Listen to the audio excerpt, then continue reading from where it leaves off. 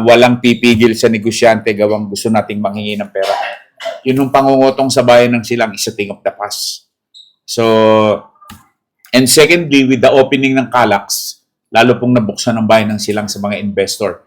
At kahapon, first time in the history of Silang, nagkaroon po tayo ng business summit na first time nandyan po ang pinakamagaling na negosyante sa bayan ng Silang, si Mr. Mayor, magandang umaga po. Kami po ay isang mga vlogger na administrasyon. Ano po ba ang ating programa sa Silang na kakaiba sa mga nakaraan administrasyon dito?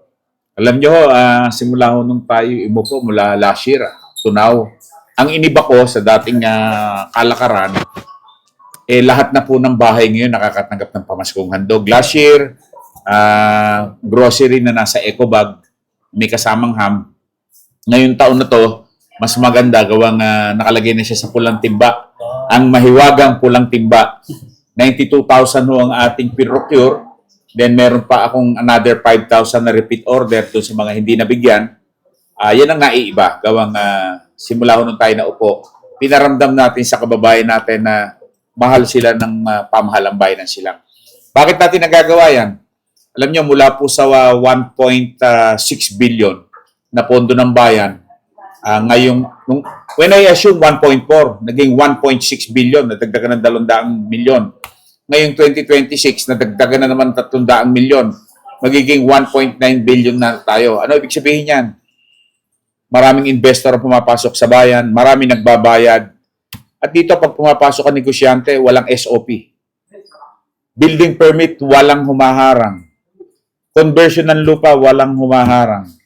Mga gasoline station na nagtatayo, yan. Saksi si Kapitan Mario Marqueses, may iniharap sa akin. Hindi po tayo nanghihingi, hindi po tayo. At ang mga negosyanteng pumapasok sa ating industrial estate, sa Barangay Maguyam, they are welcome to start their business, and even ininforma po ang mga kapitan na walang pipigil sa negosyante gawang gusto nating manghingi ng pera. Yun yung pangungutong sa bayan ng Silang is a thing of the past. So, and secondly, with the opening ng Calax, lalo pong nabuksan ng bayan ng Silang sa mga investor. At kahapon, first time in the history of Silang, nagkaroon po tayo ng business summit na first time nandyan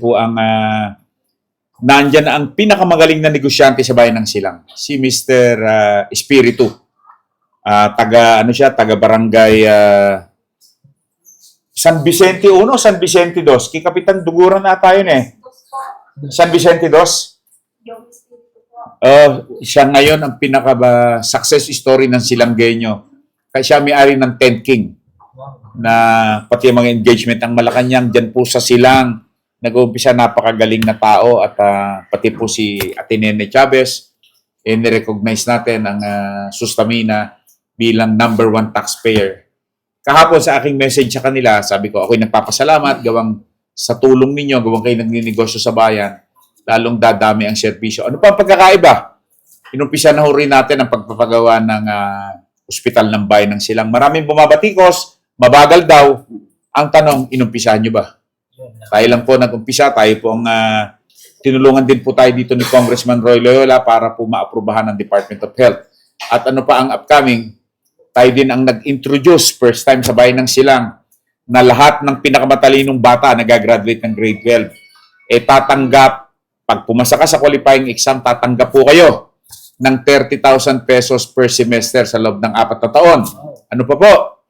Alam nyo, dati tayong sundalo. Dati tayong na-assign sa iba't ibang lugar. May mga ilang sundalo ako na kukumpine sa mga private hospital o anak nila. Hindi tinatanggap sa ospital gawang walang deposito. Simula po na ako'y umupo, nag-introduce ako ng batas na pinapularize ang tawag ngayon Carranza Bill na lahat ng Silanggenyo na makukumpahin sa pribadong ospital on emergency cases, hindi nyo na kailangan mag-deposito. Hindi nyo na dapat lapitan ng mayor, hindi nyo dapat punta ng vice mayor, kapitan. Meron kayong outright na 10,000 pesos na maa-avail na serbisyo ng 4 na pribadong ospital. Meron po tayong memorandum of understanding. At kasama dyan sa kulatilan ng Memorandum of Understanding, pag hindi sumunod ang mga pribadong hospital grounds for revocation ng kanilang lisensya. So marami na tayong ini-introduce and Ang isang issue rito, merong mga kalsadang lumulubog, pinapondohan na ho rin natin sa tulong ng ating mga barangay captain through the local development council. Masisigurado natin mas maraming proyekto. Ano pa ang inaasahan ng aking kababayan? Bumibili po ang bayan ng Silang ng 5 hektaryang lupa na pagtatayuan ng air-conditioned gymnasium. Bibili din kami lupa na kung saan magiging security sector cluster. Yan ko po ilalagay ang Bureau of Fire, Philippine National Police, Disaster Risk Reduction Management Office, at ang ating pong RTC na may open space sila nagagalawan. Ang nangyayari kasi rito sa aming bayan, dikit-dikit ang building, wala na pong paradahan ng mga sasakyan. And I think sa laki naman ng aming lupa, sa paggamit ng wastong pondo ng bayan, matutupad lahat yan. Ang pangarap natin sa bayan ng Silang, ngayon po number 5 tayo sa buong Pilipinas sa revenue collection. Number 2 sa buong Region 4. At ang aim natin is maging number 1 sa buong Pilipinas. With good climate change, enticing investor, kaya po natin maging number 1 sa buong Pilipinas as a number 1 revenue collection among the municipalities. Sooner or later, magiging syudad ang Silang. Yes.